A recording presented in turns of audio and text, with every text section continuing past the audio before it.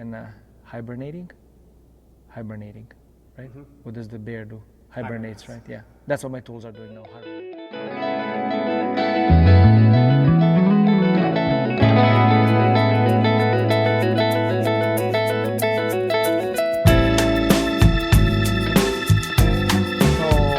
this is the first thing actually that I did in Parametric.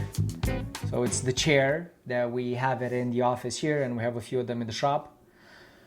When I first saw the drawing of it, or the photo that Ioana brought me, like, it's something that I found, and I kind of wanted to explore doing something similar.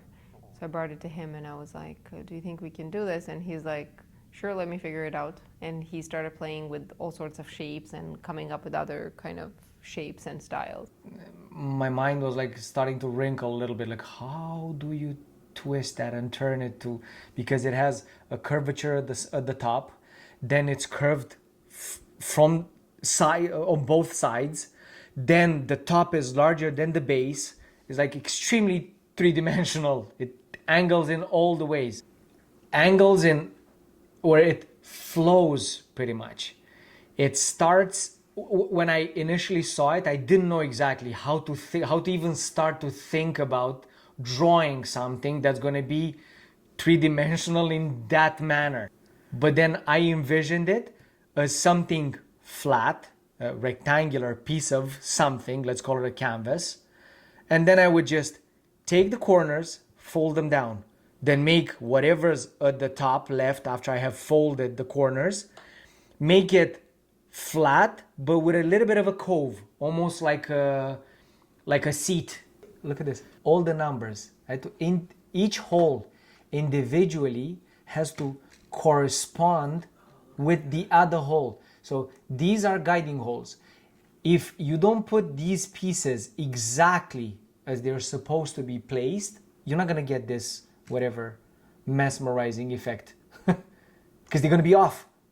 Sergio can build anything. If I go, no, select, you see, they have two holes, this one, because it's the hole that goes into the one behind it and the hole that goes into the one in front of it. And it's 2, 4, 6, 8 holes. And at the same time, you have to be aware that if you put this hole too close to the edge, it's going to be visible in the other one. So it's a lot of thinking like this. And then the legs, let's call it, of the chair, because it has only 2 legs, it's exactly like the table. I wanted them to push outwards from the middle. So I would keep on playing with that canvas in my head until I get the shape that I want and no thickness. And that's what I have done in Fusion.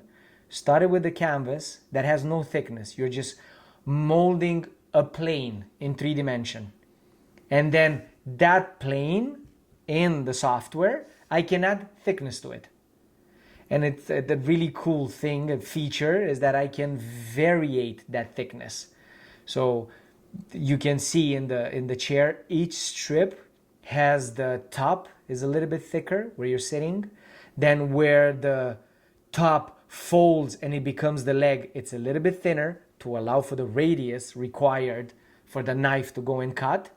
Then the leg itself towards the bottom, again, it tapers and it's a little bit wider at the bottom. So it makes it look like a sculpture, basically. Well, it does work better in a commercial application because it's a specific style and it's a wow factor. And a lot of times in a lot of homes, people go for a more sort of conservative look, a little bit more classic. They're not really up to having that, I don't know, specific of a piece in a residential setting. Although we have done a couple of parametric walls and very contemporary designs because they fit there. But yes, they are more for commercial applications. So we're going to integrate them in a couple of our ongoing commercial projects that we're doing here in Austin. If I were to make it way larger than it is and don't put it on its sitting on its feet, but put it sideways, and I will put it on something that slightly rotates it, you would say that it's art. It's a sculpture. No. Put it as it was intended. Oh, actually, it's a chair. You have the holes. So 2 there, 1 here, 1 here, 1 here, 1 there. So each of them has 8 holes and a number. They go all the way down and then they start coming back, and all the way down and then start coming back. And all of them have to be aligned and the numbers have to follow. And there's no automatic way of doing this. Everything has to be programmed into each piece. This is where they're arranged. This is the nested part. So they are arranged exactly in a sheet. And this is how you maximize material usage. So you know how we always say that projects take projects?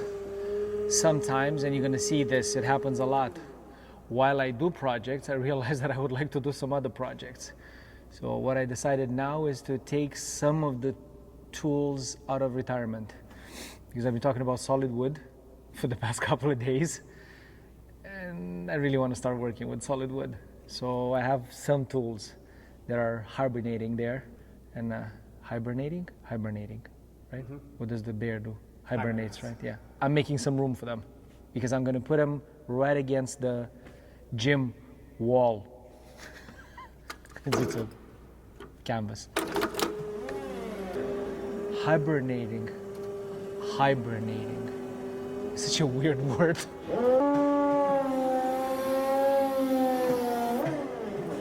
Remember those windows?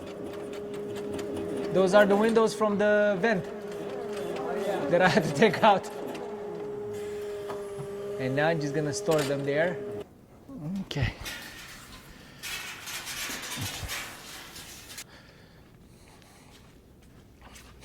And then I have to see what I keep here, because what I put there, I might not see for a while. Ooh. This is the vacuum fan for the brush sander, which we will be using, but not for now. So I want to put it somewhere so that it's out of the way.